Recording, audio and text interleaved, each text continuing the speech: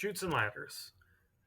If you're recovering from an injury, you've probably heard me use this example in the office. As we start getting better, we don't want to fall backwards. We don't want to slide back down that mountain and be back to where we were once came crawling into the office.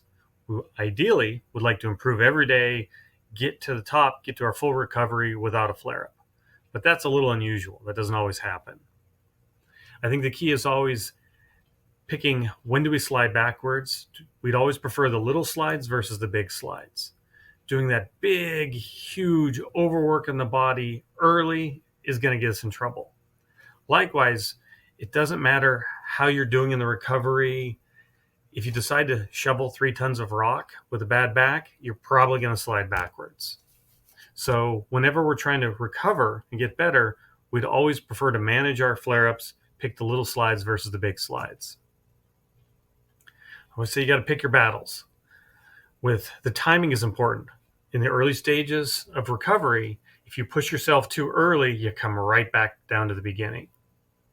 We don't have a lot of room for error. But as you progress and you're getting better and you're getting stronger and the tissue's had a chance to heal and recover, now you're just more likely to slide back a couple spaces or maybe a row.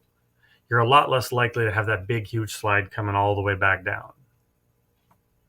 And then you have to ask yourself, what's the risk versus reward? Early on, if your back's hurting and you can't sit for 20 minutes, trying to drive to Disneyland, walk around Disneyland and come back's probably a really bad idea. It's not going to go well. You're going to be in trouble by the time you even get to California. Whereas near the end, when you're up near that top, you can manage a lot better. The reward of being in Disneyland carries a lot lower risk. You're probably going to be a little sore, but you're not going to be in big trouble. And there's always the want to versus have to. Many times in the office, people say, well, I have this event going on. I have to do this. I need to do this. Well, I think you need to ask yourself, do you really need to? Do you really have to? Is the repercussion going to be worth what you're going to do? And when we pick our battles in the want tos and have tos and ask ourselves these questions, I think it changes many times what we need to do. Do you really need to clean the floors? Can they stay dirty for another week or two? Is it really that big of a deal? Can you call somebody else? You don't have to do a lot of these things. And then there's always the just because you can doesn't mean you should. Just because you can ride a motorcycle doesn't mean you should. Might want to be careful where you ride and especially when you ride. Going up and down the 10 during rush hour may not be the best decision a person can make. Glad you're wearing a helmet, but the 10 can be pretty rough.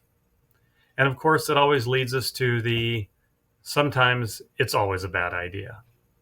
We don't need to ask, we just know it's a bad idea.